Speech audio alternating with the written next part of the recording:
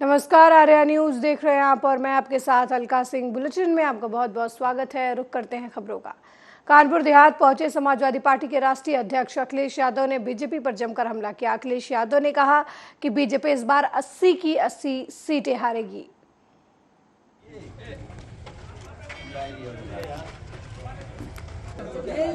किसी को बता रहे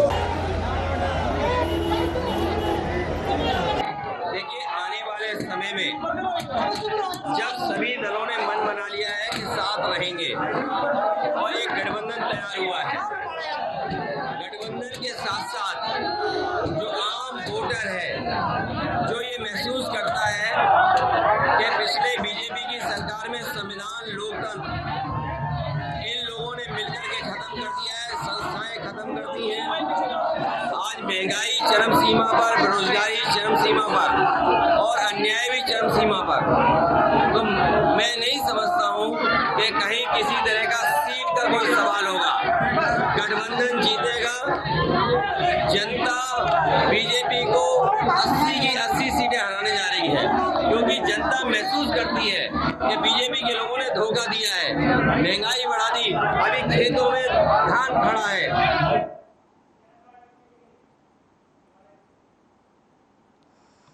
वहीं उत्तर प्रदेश के हमीरपुर जिले में बेतवा नदी के किनारे संचालित मोरंग खदानों में एनजीटी के आदर्शों का खुलकर उल्लंघन हो रहा है, जहां प्रतिबंधित भारी मशीनों से बेतवा नदी में मानक से कई गुना अधिक गहराई में मोरंग का खनन किया जा रहा है। नदी की धारा भी अब टूटने लगी है। इतना ही नहीं, मोरंग खदानों से निर्धारित क्षमता से कई गुना ज्यादा मोरंग ट्रकों और डंपरों में लोड किए जा रहे हैं। इससे सड़कें भी उखड़ने लगी है। मोरंग के अवैध खनन और परिवहन के खेल में माफियाओं के गुर्गे भी शामिल है, जो खदानों से मोरंग के ओवरलोड ट्रक डंपरों को पड़ोसी जिलों से पास कराते हैं। एक तरफ तो उत्तर प्रदेश की योगी सरकार खनन माफियाओं पर नकेल कसने में कतई परहेज नहीं कर रही है, लेकिन वहीं दूसरी तरफ उत्तर प्रदेश के हमीरपुर में किस तरीके से यहाँ के जो खनन माफिया हैं वो किस तरीके से मुख्यमंत्री योगी आदित्यनाथ और यहाँ के जो जिलाधिकारी के नियम हैं और एनजीटी के जो नियम हैं उनको किस तरीके से ताक में रख करके खनन माफिया किस तरीके से एनजीटी की नियम की धज्जियां उड़ा रहे हैं। साफ तौर से मैं आपको दिखाना चाहूँगा, कैमरा पर्सन से कहूँगा कि दिखाएं किस तरीके से ये भेड़ी खंड संख्या 23/19 है, जहां पर यहाँ की जो खनन माफिया है वो किस तरीके से एनजीटी के नियमों को ताक में रखकर बेतवा नदी का किस तरीके से सीना चीर रहे हैं। साफ तौर से आप देख सकते हैं कि यहाँ पे भारी भरकम पोकलैंड मशीनें किस तरीके से बेतवा नदी का सीना चीर रही हैं। वहीं दूसरी तरफ अब देखने वाली बात होगी कि हमीरपुर के जिला अधिकारी इस पूरे मामले को लेकर क्या कुछ कार्रवाई करते हैं। सत्यम सिंह, आर्या न्यूज। एक तरफ तो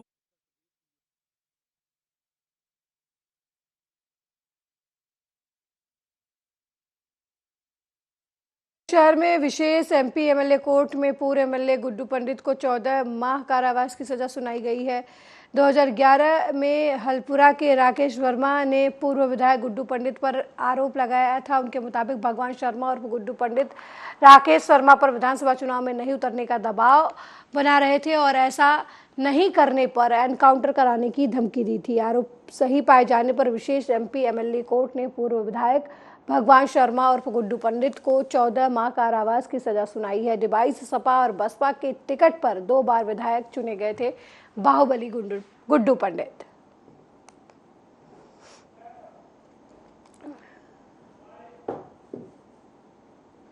नवरात्र के महीने में सबसे ज्यादा चर्चित कोई जगह होती है तो वो है दुर्गा बाड़ी। पिछले 116 साल से यहाँ माँ दुर्गा की पूजा पाठ नवरात्र में की जाती है और शहर की ये पहली जगह है जहां मां दुर्गा की प्रतिमा बिठाई गई थी। शहर में कई पुराने मंदिर और पुरानी जगह है जो आस्था का प्रतिबिंब है। शहर आज भी उन पुरानी जगहों और मंदिरों से लोगों की आस्था से जुड़ी हुई है। वहीं पुरानी परंपरा के साथ वहां की पूजा पाठ का निर्वहन भी किया जाता है, लेकिन शहर में वही एक ऐसी जगह मौजूद है जहाँ पिछले 116 साल से लगातार माँ दुर्गा की पूजा की जाती है। खास करके नवरात्र में इसकी भव्य तैयारी होती है और शहर के दुर्गा बाड़ी में मां की प्रतिमा बिठाई जाती है।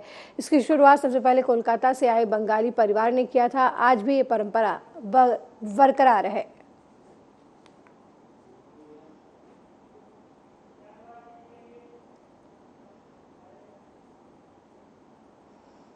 वहीं आगरा के ताजगंज स्थित पुष्पांजलि क्लाउड वैली में मंडलायुक्त कार्यालय का कर्मचारी बनकर एक युवक ने 2 लोगों से ठगी की कोशिश की। अवैध निर्माण की शिकायत बताकर 50-50 हजार रुपए मांगे। होटल के रूम में रुपए देने के लिए बुलाया। पीड़ितों ने जब युवक का वीडियो बना लिया, इस पर उसने घरों पर बुलडोजर चलवाने की धमकी दी। मामले में शिकायत की गई कॉलोनी निवासी कांता प्रसाद और दीपक कुमार ने पुलिस आयुक्त और मंडला आयुक्त कार्यालय में प्रार्थना पत्र दिया है। इसमें कहा गया है कि 7 अक्टूबर को एक व्यक्ति उनके घर आया, उनसे मंडलायुक्त कार्यालय का परिचय पत्र दिखाते हुए अपना नाम विकास कुमार बताया। उन्होंने कहा कि घर के अवैध निर्माण की शिकायत एडीए से की गई है। शिकायत मंडलायुक्त कार्यालय भेजी गई है। वो जांच के बाद अपनी रिपोर्ट देगा। अगर रिपोर्ट अपने पक्ष में लगवानी है तो शाम को मिल जाना। उसने पंचवटी चौराहे पर बुलाकर 50-50 हजार रुपए की मांग की। वो बातचीत करने लगे। युवक ने 9 अक्टूबर को अमर होटल पर बुलाया, उन्हें बातचीत की रिकॉर्डिंग कर ली। इस पर युवक को जब पता चला तो उसने धमकी दी। घर पर बुलडोजर चलवाने की बात कहने लगा। वो मंडलायुक्त कार्यालय में जब पीड़ित पता करने गए तो उस व्यक्ति का कोई भी कर्मचारी नहीं मिला। थाना ताजगंज के प्रभारी निरीक्षक देवेंद्र शंकर पांडे ने इस मामले में कहा कि जांच कर कार्रवाई की जाएगी। कुछ नहीं है। और जीवन में ऐसे 100 घर बना लेना आप। अरे 100 घर। और ग्रेटर आगरा में जितने प्लॉट चाहिए हो। कहाँ से बनाऊंगा? ग्रेटर आगरा में जितने प्लॉट चाहिए हो, हमारा वो बनना पूरा शहर 600 करोड़ रुपये का प्रोजेक्ट। जितने प्लॉट चाहिए हो, पर प्लॉट 1 लाख देखना, हर किसी की लॉटरी तुम्हारे।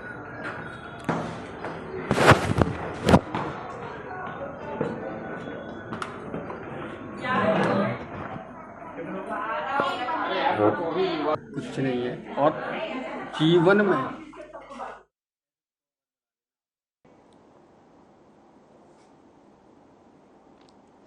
वहीं आगरा में अवैध कॉलोनियों और निर्माण पर अंकुश लगाने के लिए आगरा विकास प्राधिकरण की कार्रवाई का सिलसिला लगातार जारी है।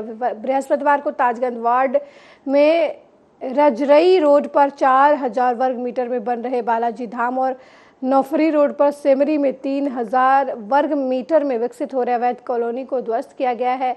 सेमरी रोड स्थित मौजा रजरई में Rawat and Rathore property linkers ने 4000 वर्ग मीटर में सड़क और दीवार खड़ी कर अवैध प्लॉट बनाए हैं। 23 फरवरी 2023 को एडीए के अवर अभियंता ने निरीक्षण किया था। Rawat and Rathore property linkers colony के संबंध में कोई मानचित्र और अनुमानित रिपोर्ट नहीं दिखा सके। कारण बताओ नोटिस जारी करते हुए निर्माण पर रोक लगाई गई, लेकिन अवैध निर्माण नहीं रुका।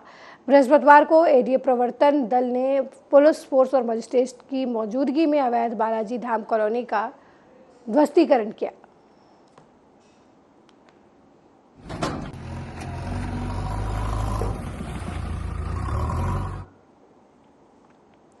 वहीं बठिंडा की विधानसभा सीट तलवंडी साबो से 4 बार विधायक रहे जीत मोहिंदर सिंह सिद्धू को शिरोमणि अकाली दल पार्टी से सस्पेंड कर दिया गया है। अचानक सुखबीर सिंह बादल ने 100 लोगों को बुलाकर उनसे कहलवाया कि जीत मोहिंदर सिंह सिद्धू पार्टी के विरुद्ध गतिविधियों में शामिल हैं। जीत मोहिंदर सिंह सिद्धू ने प्रेस कॉन्फ्रेंस करते हुए कहा कि शिरोमणि अकाली दल 2014 में वो पार्टी में शामिल हुए थे। प्रकाश सिंह बादल उनके पिता के साथ काफ़ी अच्छे संबंध से हरसिमरत कौर बादल और दूसरी तरफ मनप्रीत बादल चुनाव लड़ रहे थे। उस समय अकाली दल को उनकी ज़रूरत थी। बादल परिवार की खातिर उन्होंने सिटिंग विधायक का पद छोड़कर कांग्रेस को अलविदा कह दिया था। अकाली दल में शामिल हुए कैप्टन अमरिंदर सिंह की ओर से उन्हें कांग्रेस में दोबारा शामिल होने का ऑफर भी दिया गया था। 2017 और 22 चुनाव में अकाली दल को हार का मुंह देखना पड़ा, लेकिन इससे पार्टी को कोई फर्क नहीं पड़ा।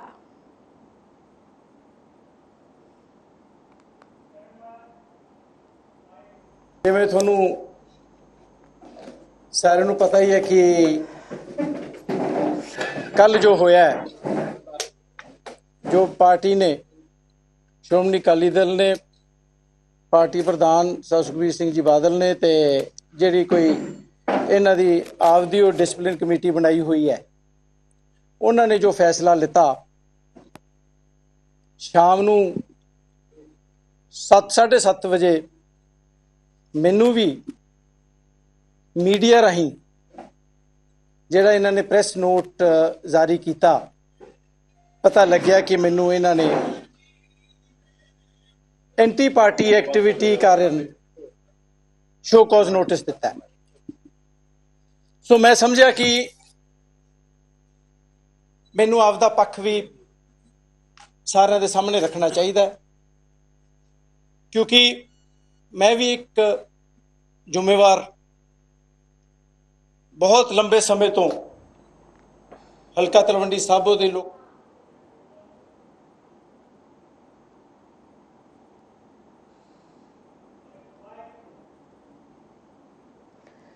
वहीं खन्ना पुलिस ने दिवाली से पहले बड़ा धमाका किया। इस धमाके में रिहायशी इलाके में गैर कानूनी तरीके से बनाए गए पटाखों के गोदाम पकड़े गए हैं।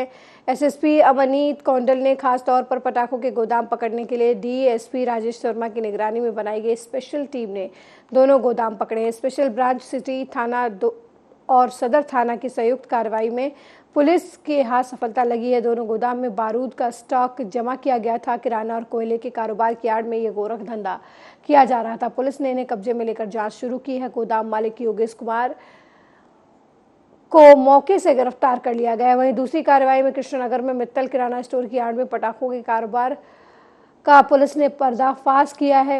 किराना स्टोर की पहली मंजिल पर बंद कमरे में पटाखे रखे हुए थे। सूचना पर पुलिस ने वहां रेड मारकर पटाखे बरामद किए हैं।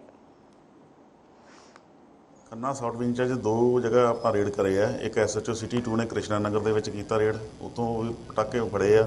ਉਹ ਪਟਾਕੇ ਵੀ ਬਿਨਾਂ ਲਾਇਸੈਂਸ, ਬਿਨਾਂ ਪਰਮਿਟ ਤੋਂ, ਬਿਨਾਂ ਮਨਜ਼ੂਰੀ ਤੋਂ ਰੈਸ਼ੀ ਇਲਾਕੇ 'ਚ ਰੱਖੇ ਗਏ ਨੇ। ਇਸੇ ਤਰ੍ਹਾਂ ਇਸ ਏਰੀਏ ਦੇ ਵਿੱਚ ਜਿਹੜਾ ਆਪਣੇ ਕੀਤਾ ਥਾਣੇ ਸਦਰ ਦੇ ਵਿੱਚ ਅੱਗੇ ਦਿਖਾਵੇ ਵਜੋਂ ਲੋਹੇ ਦਾ, ਆਪਣੇ ਕੋਲੇ ਦਾ ਤੇ ਲੱਕੜ ਦਾ ਡਿਪੂ ਆ, ਪਿੱਛੇ ਪਟਾਕੇ ਰੱਖੇ ਹੋਏ ਨੇ। ਇਹ ਪਟਾਕੇ ਵੀ ਜਿਹੜੇ ਆ ਬਿਨਾਂ ਲਾਇਸੈਂਸ, ਬਿਨਾਂ ਪਰਮਿਟ ਤੋਂ ਰੱਖੇ ਆ ਤੇ ਆਬਾਦੀ ਵਾਲੀ ਏਰੀਏ 'ਚ ਰੱਖੇ ਆ। ਇਹ ਬਹੁਤ ਹੀ ਜ਼ਿਆਦਾ ਗਲਤ ਹੈ। ਇਹਦੇ ਵਿਰੁੱਧ ਵੀ ਮੁਕੱਦਮਾ ਦਰਜ ਕੀਤਾ ਜਾ ਰਿਹਾ ਵਾ। थाना सिटी 2 च भी वखरा केस दर्ज किया।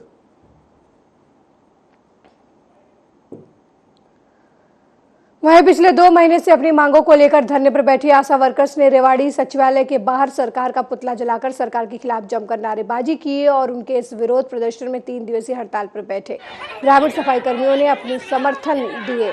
आशा वर्कर्स ने कहा कि सरकार के हर उपक्रम में अगर सबसे अधिक सजग भूमिका रही है तो वो है आशा वर्कर की भूमिका। मौजूद में 2 महीने से ऊपर का वक्त बीत गया है, लेकिन सरकार को इनकी पीड़ा दिखाई नहीं देती और इनसे बड़ी हद तो उस वक्त हो गई जब ये अपनी मांगों को लेकर गृह मंत्री अमित शाह को ज्ञापन देने पहुंची। तो इससे पहले पुलिस ने 500 वर्कर्स को हिरासत में ले लिया और 8 घंटे तक जेल में बंद रखा। लेकिन सरकार को भूलना नहीं चाहिए कि इस अनदेखी का नतीजा उन्हें 2024 के चुनाव में भुगतना पड़ेगा।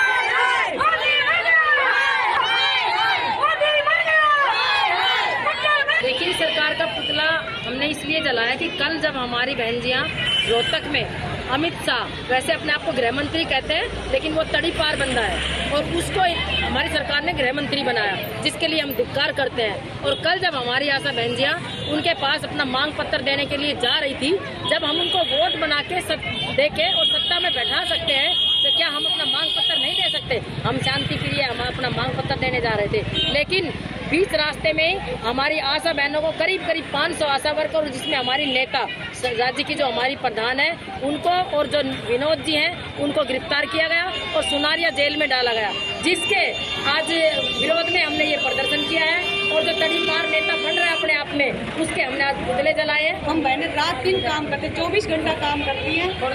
हम सोचते हैं कि हमसे ज्यादा कोई काम नहीं करती है। हम 24 घंटा ड्यूटी करते, सब 8 घंटा की 12 घंटा की ड्यूटी करके अपने घर चले जाते हैं, लेकिन हमारा रात दिन सोना आराम कर रखा है सरकार ने। और जब हम अपना हक मांगते हैं तो हमें आग उठाती है। हम 65 दिन हो गए, हमें 66 दिन आज बैठे। हमारे यहाँ 67वें दिन की हड़ताल हो चुकी है, लेकिन सरकार इतनी आंख मीच कर बैठी हुई है। इन्होंने हमारी ना तो कोई बातें सुनाई दे रही है, नहीं कोई बातें हमारी दिखाई दे रही है। आज हमने मोदी का और खट्टर और अमित शाह के तीनों के पुतले फूके भी हैं और आगे भी हम दिखाएंगे। हमारी सारी जितनी भी बहनें हैं सभी खूब जोर शोर से भरी हुई है गुस्से में। और हमारी कल 500 आशा वर्कर बहन जी है जो सुनारिया जेल में इन्होंने डाली है, उसका भी हम आगे परिणाम इनको दिखा देंगे 2024 में। अब जेल में डालने का परिणाम होता क्या है? हम 20,000 आशा वर्कर है, 20,000 आशा वर्कर के घर भी है, परिवार भी है, रिश्तेदार भी है। हमने इनको नेता चुना था, इसलिए चुना था कि ये सरकार देश के लिए, बेटियों के लिए कुछ करेगी, लेकिन नहीं। इसकी सरकार आने में इतने तो रेप हो रहे हैं, इतने चोरी डाके इतने हो रहे हैं।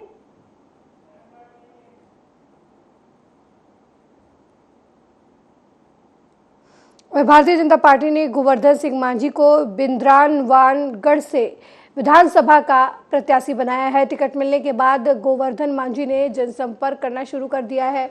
इसी कड़ी में ग्राम घोघर पहुंचे प्रत्याशी ने मां बमलेश्वरी मंदिर पहुंचकर मत्था टेका और मां बमलेश्वरी के जीत के लिए आशीर्वाद मांगा। फिर गांव में जनता से रूबरू हुए। गांव के लोगों का अपार समर्थन मिलने से मांझी गदगद हुए और उन्होंने दावा किया कि निश्चित तौर पर इस बार रिकॉर्ड मतों से जीत दर्ज करेंगे।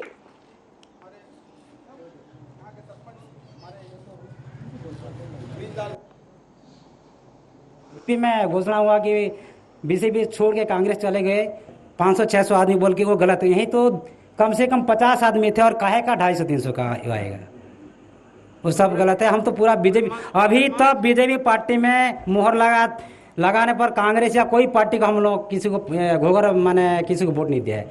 यही घोघर में हर समय बीजेपी लीड लेता है।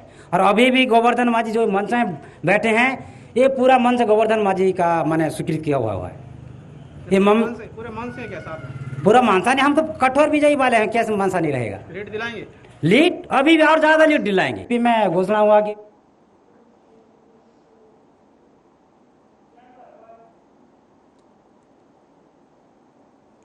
वहीं जुनारदेव में विजय स्तंभ के पास कपड़ा मार्केट में सुबह अज्ञात कारणों से भीषण आग लग गई। इस आग में कई दुकानें जलकर खाक हो गईं। घटना की जानकारी पाकर मौके पर फायर ब्रिगेड की टीम पहुंची, लेकिन घटनास्थल पर सकरी गली होने की वजह से आग बुझाने में काफी परेशानी आई। जब तक आग पर काबू पाया गया तब तक 8 से 10 दुकानें जलकर खाक हो गई।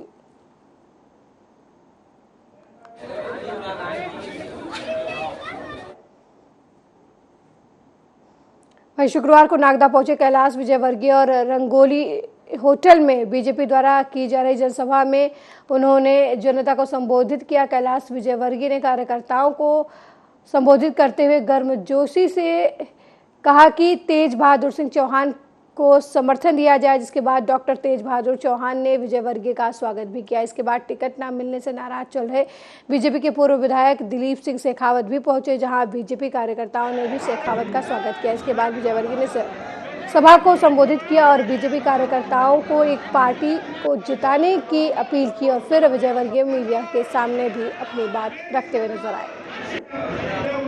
मैं पहले भी आप लोगों से चर्चा के दौरान कई बार कह चुका हूँ, भारतीय जनता पार्टी के लिए भारतीय जनता पार्टी का एक कार्यकर्ता काम करेगा।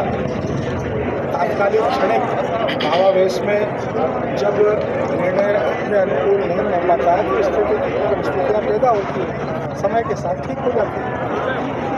डॉक्टर साहब आज विजयवर्गीय जी नागदा पहुंचे थे, एक साथ आप दोनों दिग्गजों ने मंच साझा किया है। किस तरह से शेखावत जी को आप देखते हैं, किस तरह से कार्य करेंगे आगे? देखिए, शेखावत जी उससे सीनियर रहता है। जब मैंने भारतीय जनता पार्टी में काम किया, प्रारंभ किया था, तब वो नगर में युवा मोर्चे के महामंत्री रह चुके थे, युवा मोर्चे के अध्यक्ष का कार्यकाल कर चुके थे। निर्माणाधीन पन्ना पहाड़ी खेड़ा मार्ग में आए दिन हादसे हो रहे हैं, जिसके चलते लगातार लोग घायल हो रहे हैं। ऐसा ही मामला आज फिर देखने को मिला, जहां एक तेज रफ्तार बाइक सवार ने निर्माणाधीन सड़क पर 55 वर्षीय अधेड़ को टक्कर मार दी। इस दुर्घटना में अधेड़ गंभीर रूप से घायल हो गया। आनंद फानंद में उपचार के लिए उन्हें जिला चिकित्सालय पन्ना में भर्ती कराया गया। घटना के संबंध में जानकारी के अनुसार बालकृष्ण नाम के व्यक्ति अहिर गांवा जो अपने भतीजे के साथ बाइक सवार होकर वापस अपने घर जा रहे, तभी उनकी तेज रफ्तार बाइक अनियंत्रित हो गई और बाइक से नीचे गिर गए। गंभीर रूप से घायल हो गए और उन्हें जिला अस्पताल में भर्ती कराया गया है।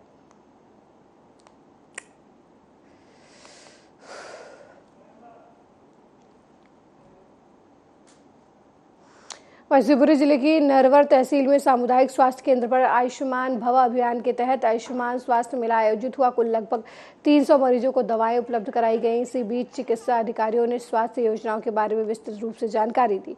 आयुष्मान भारत प्रधानमंत्री जन आरोग्य योजना और मुख्यमंत्री जन आरोग्य अभियान में मिलने वाली सुविधाओं के बारे में बताया। रवर सामुदायिक स्वास्थ्य केंद्र पर आयुष्मान भव अभियान के तहत आयोजित शिविर के लिए बीएमओ ने आशा कार्यकर्ताओं को निर्देश दिए थे। इसके बावजूद करीब 300 मरीज इलाज कराने पहुंचे, जहां पर उन्हें सिर्फ जांच के नाम पर ठेंगा दिखाया गया। इलाज के नाम पर केबिन से डॉक्टर ही नदारत रहे। इतना ही नहीं, मरीजों को शिविर में आए डॉक्टरों ने बाहर प्राइवेट मेडिकल से दवा लाने को बोल दिया, जिससे कई ग्रामीण बिना इलाज के ही अपने घर लौट गए।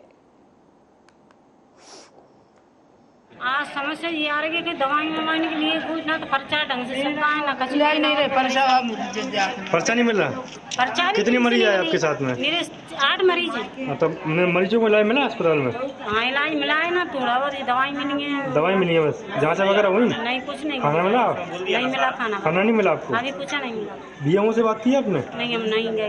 अभी नहीं गए? ना खाना मिला आपको? नहीं। ना जांच हुई आपकी? केवल दवाई दी है। अभी कैंप में इलाज कराने आई थी, इलाज हो गया? इलाज कराने आई थी, हो गया इलाज कैंप में? आयुष्मान से दवाई चल रही है सुबह बता दे।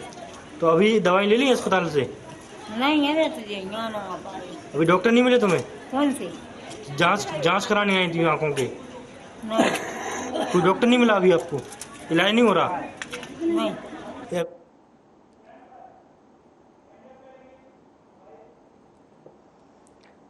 मेरे साथ इस बुलेटिन में फिलहाल इतना ही। देश दुनिया की तमाम खबरों को देखने के लिए